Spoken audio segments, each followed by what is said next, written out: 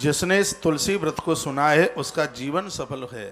भगवान महादेव बोले, जिसने इस व्रत को सुन लिया, कहा सफलम जीवितम तेसाम यह श्रुतम तुलसी व्रतम।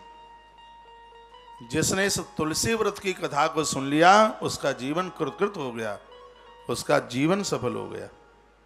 हे नारद, कार्तिक मास के शुक्ल पक्ष की नवमी तिथि को तिरात्र व्रत करने के उद्देश्य से व्रत को पवित्र तथा अपने मन को बस में रखकर नियम पूर्वक जितेंद्र रह करके स्त्री हो चाहे पुरुष हो, वह धरती पर शयन शुरू कर दे, धरती पर सोए। अपने मन को बस में रखकर नियम पूर्वक जितेंद्र रहकर भूमि पर ही सोना चाहिए।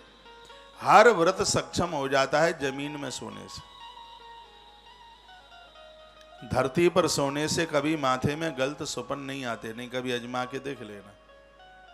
भूमि में सोने पर, और भूमि में भी सोएं तो मस्तिष्क कर लें दक्षिण में और पाम कर लें उत्तर में, गलत स्वप्ने आएंगे ही नहीं। भगवान महादेव कहते हैं इस व्रत को करने के लिए यदि कोई व्रत करता है तो वियड़ में जंगल में चला जाए, ऐसी जगह चला जाए जहां बीघों में तुलसी लगी हुई हो। रात्रि को तुलसी की सानिध्यता में ही शयन करे, सोए। उसके बाद मध्याह्न में, उसके बाद में रात्रि में सो के सुबह जागे तो कहीं नदी इत्यादि कुआं आदि मिल जाए, इत्यादि मिल जाए, वहाँ स्नान करे। झरना मिल जावे वहाँ स्नान करे। देवताओं को, सूर्य भगवान को जल दे। लक्ष्मी और विष्णु भगवान की प्रतिमा मिल जाए, बाजार में मिली जाती है, इसमें इनकी पूजा होती है और इन्हें पंचामृत से नहलाया जाता है। बोलो बांके बिहारी लाल की जय हो, हनुमान जी महाराज की जय हो, जय जय श्री राधे श्री राधे श्री राधेश। आत्मकल्याण चाहने वाले व्यक्ति को इन व्रत और उपवासों में किसी भी प्रकार की पूजा पाठ में कंजूसाई नहीं करनी चाहिए। वर्णन है। उसके बाद दो दो वस्त्र बनवाएं, एक सफेद रंग का और एक पीले रंग का। इस व्रत में दो वस्त्र तैयार करें, एक पीला और एक श्वेत। आरंभ में विधि पूर्वक नवग्रहों का, 9 ग्रहों का, देवताओं का आह्वान किया जावे। उसके पश्चात खीर बनाई जावे, उसको चरु कहते हैं संस्कृत की भाषा में, और उसको नौमी के दिन यज्ञ में उसको आहूत किया जावे। आहूत यानी ओम नमो नारायणाय, इस मंत्र से उसकी आहुति डाली जावे। द्वादशी तिथि को श्री भगवान की विधि पूर्वक पूजा करके शुद्ध भाव के साथ में गौ माता को गौग्रास दिया जावे और ब्राह्मण को भोजन कराया जावे। जो कलश की स्थापना करी है नौमी को, उसमें पंचपल्लव, पंचरत्न, सर्व औषधि ना मिले तो उसमें एक हल्दी का टुकड़ा डाल दें साबुत। उसके ऊपर ये सफेद और पीला जो वस्त्र है वो नारियल के ऊपर लगाएं। पौराणिक मंत्रों से किसी ब्राह्मण को बुला करके पूजा कराएं। जल से अथवा दूध से तुलसी की जड़ों में, उसमें आप दूध डालें, दूध जल में मिला करके डालें। इससे तुलसी कभी सूखती नहीं है, तुलसी में कीड़े नहीं लगते। जगत के स्वामी भगवान को पंचामृत से ही स्नान कराएं। वर्णन है, स्थाप ये तुलसी मूले मंत्र वेद पुराण कई, पयसा केवले नैव सिंचे तुलसी वनम।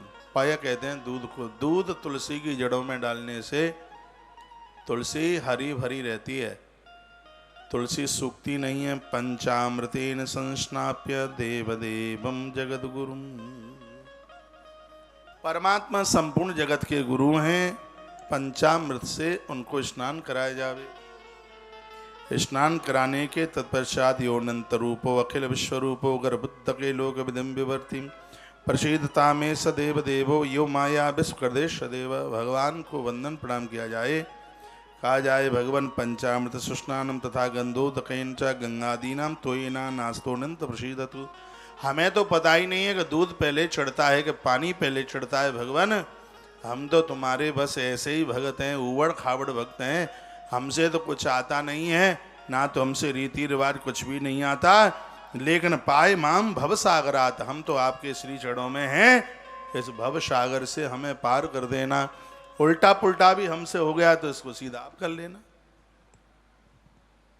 3 दिन भगवान लक्ष्मी नारायण की पूजा करें, कलश की स्थापना करें। इसमें श्रीखंड गुरु कर्पूरा कुंकुमादि विलेपनम वत्यादत्तम मया देवम लक्ष्मा से गृणाम में।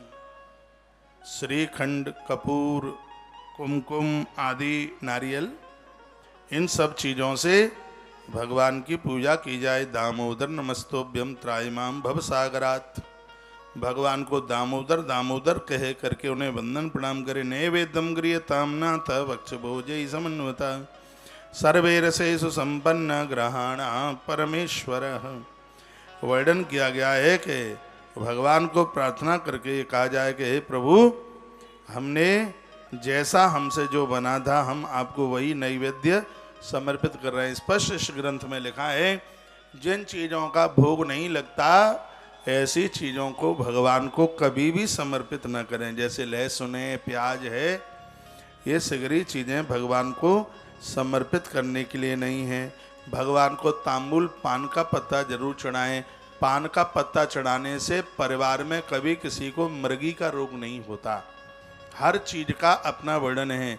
दही से स्नान कराने पर कर्जा नहीं बढ़ता, दूध से स्नान कराने पर वंश वृद्धि नहीं रुकती, और घी से भगवान को स्नान कराने पर धन मारा नहीं जाता, घर में श्री की वृद्धि होती है। तांबूल भगवान को समर्पित करने से ये मृगी जैसे खतरनाक रोग हैं वो नहीं होते। बोल बांके बिहारी लाल की जय हो। श्री हनुमान जी महाराज की जय हो। जय जय श्री राधे श्री राधे जय श्री राधे श्याम। भगवान को सुपारी पान के पत्ते पर रखकर और कपूर से आरती की जाती है तो नारद मृगी जैसे खतरनाक रोग हैं उस घर में कभी पनपते नहीं। भगवान महादेव बता रहे। ये सगरी पूजा तुलसी अम्मा की चल रही है, उसमें कलश की पूजा, लक्ष्मी नारायण की पूजा और तुलसी माता की पूजा है। 3 दिन का व्रत है ये। सावधानी पूर्वक अनेक प्रकार के दीपों को जलाकर तुलसी वन के सन्निकट भगवान लक्ष्मी नारायण के आगे रखें, दिए जला करके रखें। पुत्र की प्राप्ति के लिए 9वीं तिथि को देवताओं की आराधना करके नारियल का अर्घ तुलसी माता को प्रदानित करें, जो अभी मैं आपको बता रहा था। 10वीं तिथि को धर्म अर्थ काम और मोक्ष की प्राप्ति के लिए मृत्यु के समय पर प्राणों के ऊपर कोई कष्ट न पड़े, इसलिए बिजोरा नींबू के अर्घ से माता तुलसी को प्रसन्न करें। ये बातें लिखी हैं। फिर कहा एकादशी तिथि को अनार के रस से अर्घ दिया जावे से घोर दरिद्रता का नाश हो जाता है। ये बात भगवान शंकर कह रहे हैं। भगवान भोलेनाथ ने ये बात कही, बड़ी अद्भुत बात कही है। एकादश्याम दाड़मेना दारिद्रम नाशयस्तदा, दरिद्रता का नाश हो जाएगा। ये 3 दिन का व्रत इतना अद्भुत है। हे नारद, बांस के पत्ते के ऊपर 7 प्रकार के धान रखें। बांस का पत्ता मिल जाएगा, 7 तरह का धान रखें। धान्य 7 तरह का अनाज। उसके पश्चात 7 प्रकार के फल रखें। सुपारी जरूर रखें। वस्त्र से उन सबको ढक दें। उसके पश्चात भगवान को आप उन्हें समर्पित कर दें। भगवान के सामने साबुत अनाज की भारी महिमा है, बहुत ज़्यादा उसको पूजा में लिया जाता है। सप्त अनाज 7 कुल के पाप तर जाते हैं भैया, 7 वंश पावन हो जाते हैं। वर्णन किया गया। इस तरह से देवताओं के स्वामी लक्ष्मी नारायण की पूजा करनी चाहिए। मैया को ओढ़नी उड़ा करके और 3 दिन माँ का बंधन पूजन करें। काम क्रोध से रहित होकर उपवास करें, किसी को लड़े नहीं। और फिर कहा इस व्रत को लेकर करने से भैया अपूर्णता है वो अपने आप में पूर्ण हो जाती है।